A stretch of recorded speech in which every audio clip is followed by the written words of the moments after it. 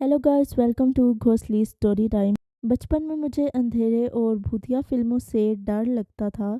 ये घटना तब हुई जब मैं फिफ्थ स्टैंडर्ड में थी।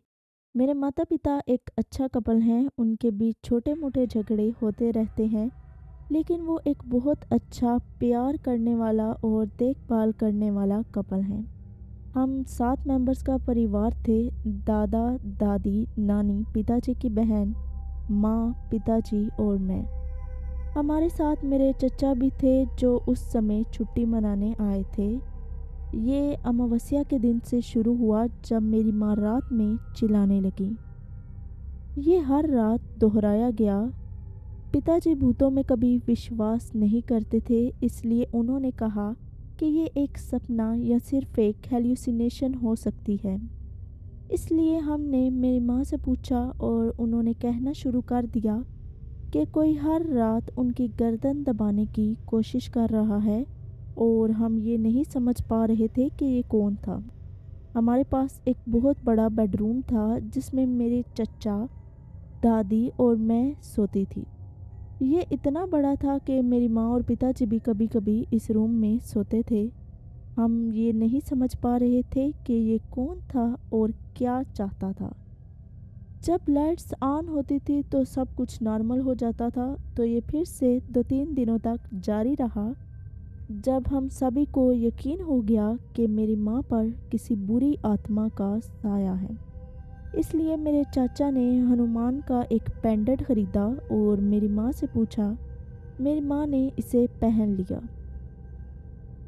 सब कुछ ठीक लग रहा था, लेकिन पूर्णिमा से एक दिन पहले मेरी माँ बहुत ज़ोर से चिल्लाई, अपनी जीवन की भीख मांगते हुए, और उसी टाइम लाइट ऑन कर दी गई।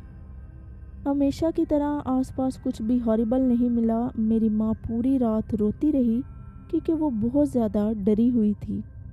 अगले दिन हम सभी एक बेडरूम में सोए और मेरी माँ ने उस रात के लिए लाइट ऑन रखने के लिए कहा। यहाँ तक कि हमें भी लगा कि ये ठीक है। लगभग रात के 1:15 बजे थे।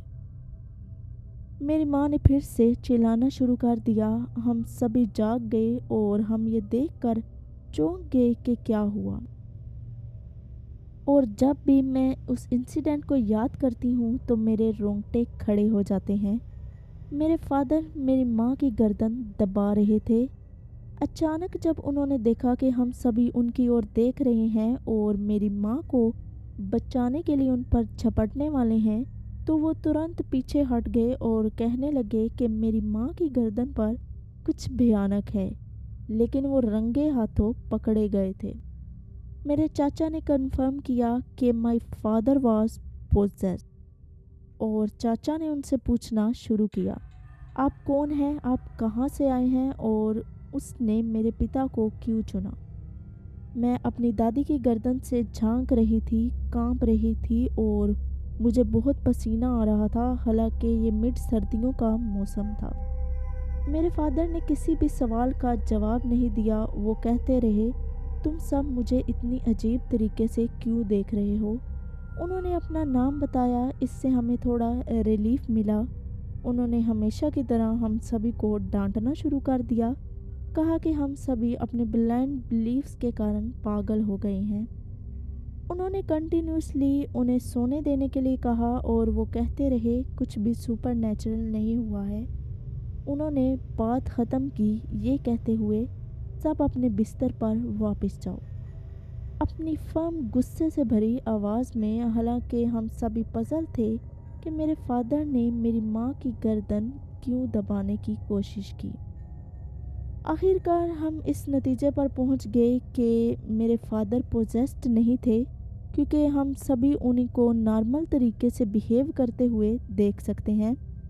हम फिर से अपने बिस्तर पर आराम कर रहे थे, लेकिन मैं अपनी माँ के लिए फ़िक्रमंद थी, जिसके पास एक और अटैक का सामना करने की स्ट्रेंथ नहीं बची थी। वो फिर से अपने बिस्तर की चादर में छुप गई और कांपने लगी और खुद में ही रोने लगी। लेकिन अचानक मेरे चाचा चिल्लाए, आज रात कोई नहीं सोएगा। हम सब फिर से उठ खड़े हुए और देखा कि उनका चेहरा गुस्से में लाल हो गया है। और वो किसी अधूरे काम को पूरा करने के दर पर हैं। उन्होंने मेरे फादर से वही पुराने सवाल पूछना शुरू कर दिए, जैसा कि आप कौन हैं, आप कहाँ से आए हैं, जब तक कि दोनों एक दूसरे पर चिल्लाने लगे। इसलिए मेरी माँ और चाचा ने इसका सामना करने का साहस किया। उन्होंने मेरे फादर के कानों में गायत्री मंत्र का जाप करना शुरू कर दिया। वो बहुत चिढ़ गए, लेकिन उन्होंने मेरी माँ और चाचा के रुकने का पेशेंस से इंतज़ार किया। ये सब 3 बजे तक जारी रहा, जब अचानक हम सभी ने एक औरत को चिल्लाते हुए सुना, रोको, बस बहुत हो गया। हम बहुत ज़्यादा हैरान हो गए। हमें हैरानी हुई कि मेरे फादर एक छोटी लड़की की तरह बैठने लगे और लड़कियों की तरह हंसने लगे। ये देखकर मेरे चाचा नहीं रुके, वो जारी रहे। मेरे फादर उसी सवार में मेरी माँ को गुस्से से देखते हुए पूछने लगे, मैंने तुम्हारा क्या बिगाड़ा है? तुम्हारा पति दिन भर तुम्हारे पास रहता है और लगभग पूरी रात भी। क्या तुम रात को 2 घंटे के लिए उसकी आत्मा मुझे नहीं दे सकती? रूम में सन्नाटा छा गया। फिर से सन्नाटा टूटा। मैं कभी तुम्हारे रास्ते में नहीं आई, फिर तुम अपने पति को लेकर इतनी पॉसेसिव क्यों हो?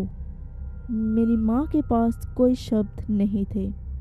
हम सब मेरे फादर के ओर देख रहे थे, मुंह खुले के खुले रह गए। मेरे चाचा ने अपनी सारी हिम्मत और शक्ति वापस पा ली। वो स्ट्रॉन्ग वॉइस में पूछने लगे, ये आदमी उसका है, तुम उसे क्यों ले जाना चाहती हो? तुम ऐसा नहीं कर सकती, उसे छोड़ दो।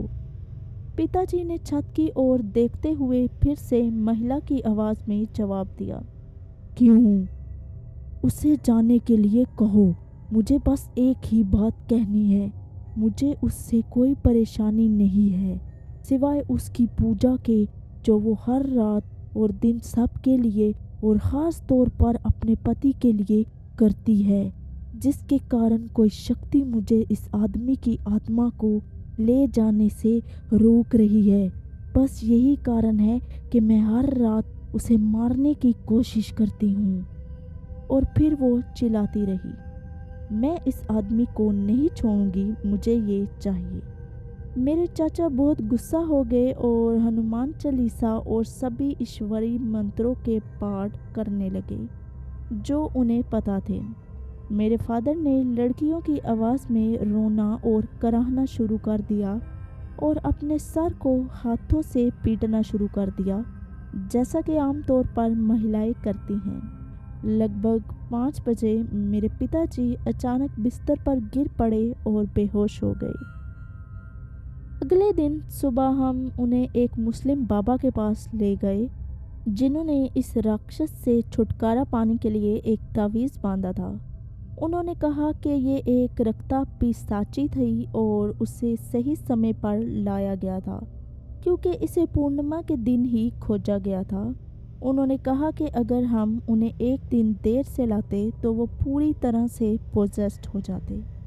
मेरे फादर घर आए और सो गए और अगले दिन दोपहर को अचानक अपने बिस्तर से उठे और बरामदे की ओर भागे। उन्होंने बताना शुरू किया, नहीं, मैं इस बार नहीं आऊँगा, तुम चली जाओ। हम सामने कुछ भी नहीं देख पा रहे थे। जब वो वापस आए तो हमने उनसे पूछा कि क्या हुआ। उन्होंने बताना शुरू किया, मेरे वालिद चूँकि बाय प्रोफेशन एक प्रोफेसर थे, इसलिए वो घर जाकर स्टूडेंट्स को पढ़ाते थे। एक दिन जब वो सुबह 5 बजे बीच रोड पर अपनी अर्ली क्लासेस में से एक में जा रहे थे, तो उन्होंने सड़क पर एक व्यक्ति को दूर से लिफ्ट मांगते हुए देखा। वो श्योर नहीं थे कि वो आदमी था कि महिला। उन्होंने लिफ्ट देने के बारे में सोचा और वो उसके पास चले गए। और जैसे ही वो उसके पास पहुँचे, उन्होंने धीरे धीरे देखा कि वो एक महिला थी और वो हवा में गायब हो रही थी। मेरे फादर ने अपनी बाइक रोकी और नीचे उतरे। उन्हें आश्चर्य हुआ कि वो वहाँ नहीं रही। इसलिए उन्होंने इसे अपना भरम माना, क्योंकि उन्हें पिछली रात अच्छी नींद नहीं आई थी।